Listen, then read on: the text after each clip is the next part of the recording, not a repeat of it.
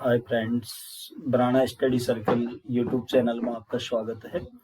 दोस्तों, question answer series के इस भाग में हम मौर्यकालीन 25 प्रश्नों का जिक्र आपसे करेंगे। लेकिन प्रश्नावली शुरू करने से पहले यदि आप चैनल पर नए हैं तो सब्सक्राइब करना नहीं भूलें, ताकि आपको नए वीडियो अपडेट होते रहें। आपकी कोई भी समस्या हो कमेंट बॉक्स में शेयर करें, ताकि उनके समाधान के प्रयास कर सकें। वीडियो को लाइक करें और ज्यादा से ज्यादा शेयर करें। दोस्तों, पहला क्वेश्चन है, अशोक के शिलालेखों को सर्वप्रथम किसने पढ़ा था? नंबर 1 है रॉबर्ट शेबेल, जेम्स प्रिंसेप, वूलर कॉड्रिक्टन। दोस्तों, अशोक के शिलालेखों को बहुत महत्वपूर्ण प्रश्न है, बहुत ज्यादा एग्जाम में एसएससी रेलवे में बेहद आता है। अशोक के शिलालेखों को पढ़ने वाला पहला व्यक्ति जेम्स प्रिंसेप था। नेक्स्ट क्वेश्चन है दोस्तों, जिसके ग्रंथ में चंद्रगुप्त मौर्य का विशिष्ट रूप से वर्णन हुआ है वह है भाष्य, शूद्रक, विशाखदत्त, अश्वघोष। तो चंद्रगुप्त मौर्य का विशिष्ट रूप से वर्णन करने वाला लेखक है विशाखदत्त। इनका एक महत्वपूर्ण ग्रंथ आप जानते भी होंगे, संस्कृत भाषा का एक अच्छा ग्रंथ है मुद्रा राक्षस। तो विशाखदत्त नाम के लेखक ने कवि ग्रंथ पूछ लें किस ग्रंथ में चंद्रगुप्त मौर्य का विशिष्ट रूप से वर्णन मिलता है, तो मुद्रा राक्षस में विशिष्ट रूप से वर्णन मिलता है। नेक्स्ट क्वेश्चन है दोस्तों, मेगास्थनीज द्वारा उल्लेखित पद डायनोसियस किसे निर्दिष्ट करता है? शिव, विष्णु, इंद्र, ब्रह्मा। दोस्तों, मेगास्थनीज ने डायनोसियस का जो जिक्र किया है वो भगवान शिव के लिए किया है। दो देवताओं को उसने अपने से कंपेयर करने की कोशिश की है। हमारे शिव को तो उसने नाम दिया है डायनोसियस, एक और भी उसने हेरिक्लीज।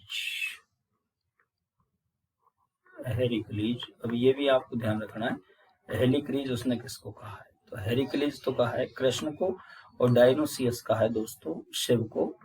नेक्स्ट क्वेश्चन है दोस्तों, चंद्रगुप्त मौर्य के शासन काल में पाटलिपुत्र का प्रशासन एक समिति द्वारा संचालित था, जिसके सदस्यों की संख्या थी 20, 30, 40, 50। तो दोस्तों, चंद्रगुप्त मौर्य के शासन में जो प्रशासक समिति होती थी उसमें सदस्यों की संख्या जो निर्धारित थी उस समय पर वो 30 थी। नेक्स्ट क्वेश्चन है दोस्तों, निम्नलिखित में से कौन स्रोत मौर्यों के नगर प्रशासन का विस्तृत विवरण प्रस्तुत करता है? कौटिल्य का अर्थशास्त्र, मेगास्थनीज का इंडिका, विशाखदत्त का मुद्रा राक्षस, अशोक का अभिलेख। तो नगरीय प्रशासन से रिलेटेड जो व्यापक विवरण हमको मिलता है मेगास्थनीज के इंडिका में मिलता है। अर्थशास्त्र वाली गलती हमसे नहीं होनी चाहिए। नेक्स्ट क्वेश्चन है दोस्तों, मेगास्थनीज किसका दूत था? तो मेगास्थनीज सेल्यूकस का, सिकंदर का, डेरियस का, यूनानियों का। तो मेगास्थनीज को दूत बना करके जो भेजा था सेल्यूकस निकेटर ने भेजा था। सेल्यूकस निकेटर जो यूनान से संबंध रखते थे, उसने चंद्रगुप्त मौर्य के दरबार में मेगास्थनीज को अपना दूत बना करके भेजा था। नेक्स्ट क्वेश्चन है दोस्तों, किसके शासन काल में मेगास्थनीज भारत आया? अशोक, हर्षवर्धन, चंद्रगुप्त मौर्य, कुमारगुप्त। तो मेगास्थनीज दोस्तों चंद्रगुप्त मौर्य के शासन काल में भारत आया था। विदेशी यात्रियों के मोस्टली भारतीय शासक पूछे जाते हैं, फाइयान किसके शासन काल में आया, हिंसन किसके शासन काल में आया। तो आपको ध्यान रखना, मेगास्थनीज यूनान से सेल्यूकस निकेटर के द्वारा भेजा गया, लेकिन जब ये भारत आया, भारत का जो शासक था या किसके राज दरबार में आया था, तो ये दूत चंद्रगुप्त मौर्य के राज दरबार में आया था।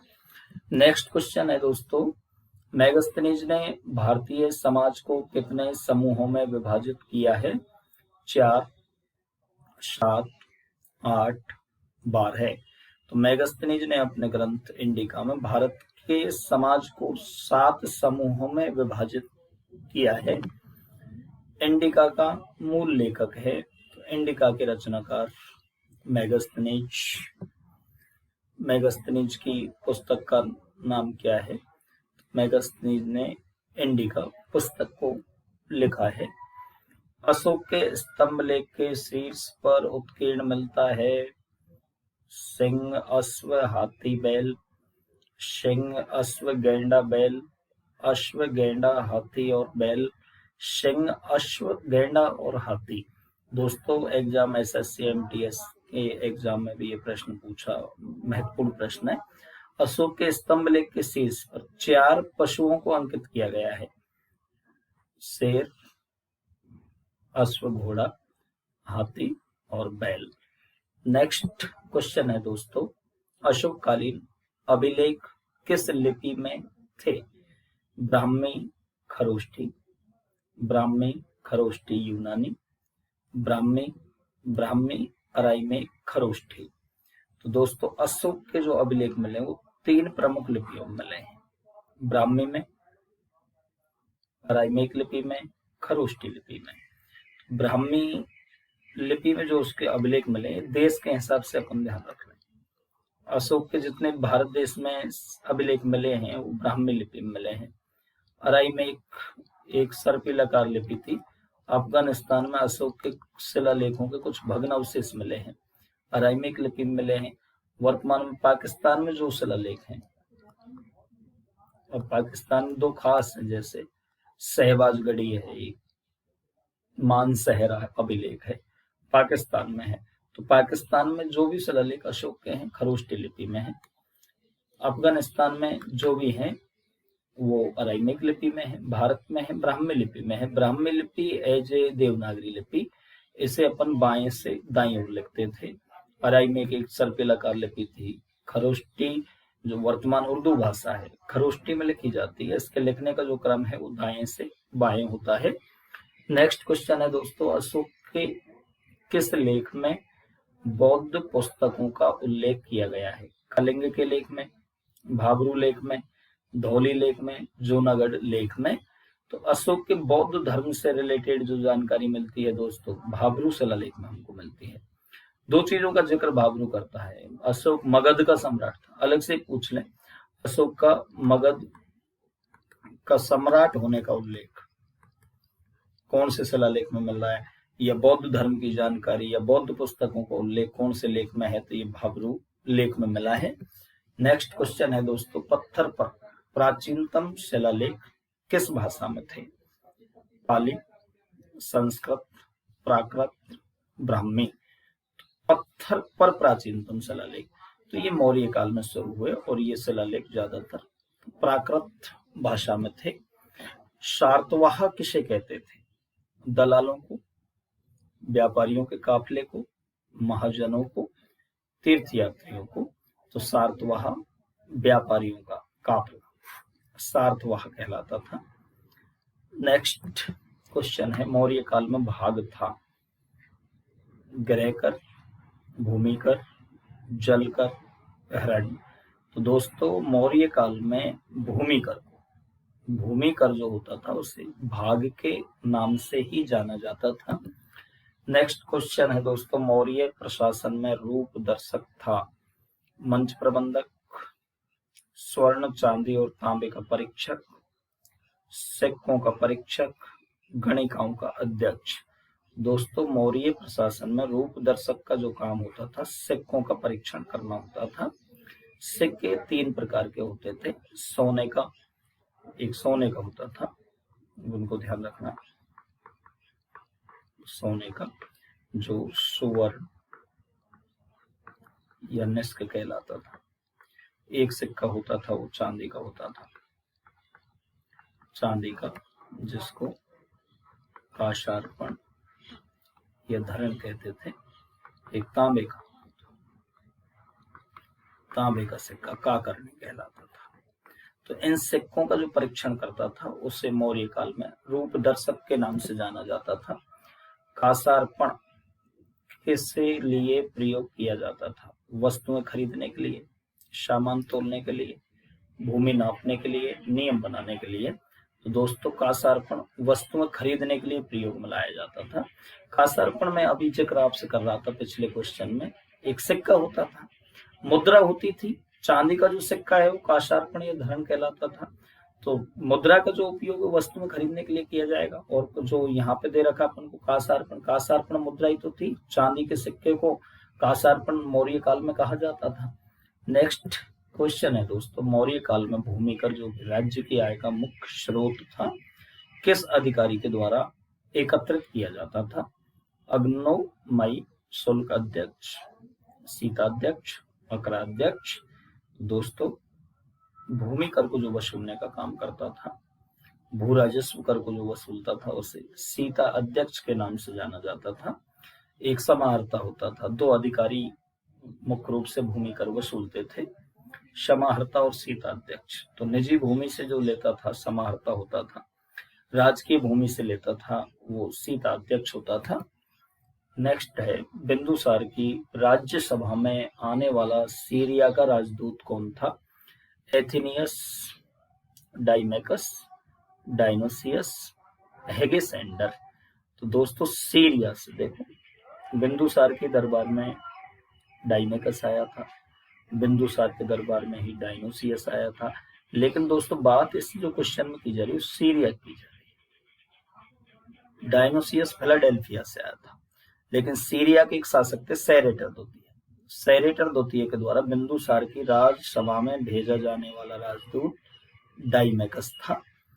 नेक्स्ट क्वेश्चन है दोस्तों, चाणक्य के अर्थशास्त्र के अनुसार सेना में किस वर्ण के लोग सम्मिलित होने चाहिए?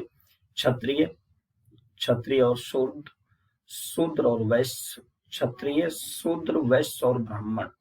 तो दोस्तों चाणक्य ने तो अर्थशास्त्र में यही जिक्र किया है कि चारों वर्णों में से किसी भी वर्ण का व्यक्ति सेना में शामिल हो सकता है, चाहे ब्राह्मण हो, चाहे क्षत्रिय हो, चाहे वैश्य हो, चाहे शूद्र हो, चारों वर्णों को ही सेना में शामिल होने की अनुमति मौर्य काल में थी। अर्थशास्त्र के अकॉर्डिंग ऐसा उल्लेख मिलता है।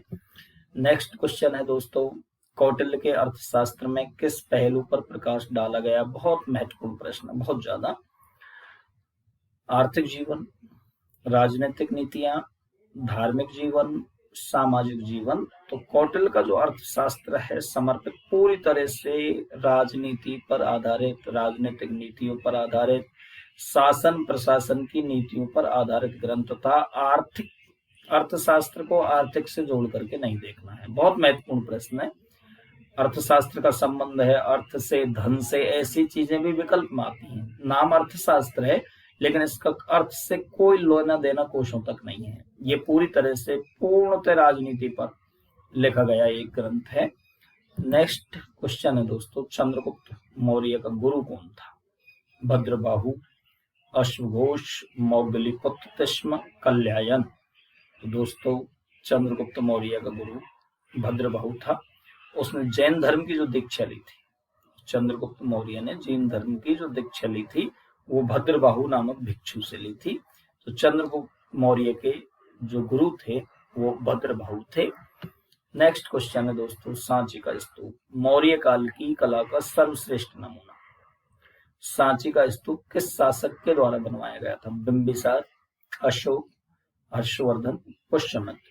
तो दोस्तों सांची का स्तूप सम्राट अशोक के द्वारा बनवाया गया। नेक्स्ट क्वेश्चन है दोस्तों, शूरपारक बंदरगाह कहाँ स्थित था? चंपा, कारमंडल, अपरांत, मालाबार। तो ये बंदरगाह दोस्तों मौर्य काल में पश्चिमी तट पर, और पश्चिमी तट का ही भाग मालाबार तट पर स्थित था। तो दोस्तों मौर्य काल से रिलेटेड एग्जाम की दृष्टि से बहुत ही महत्वपूर्ण, आप पिछले पेपर हल करें या आगे आप एग्जाम देंगे, निश्चित रूप से कोई न कोई प्रश्न की उपस्थिति आपको मिलेगी।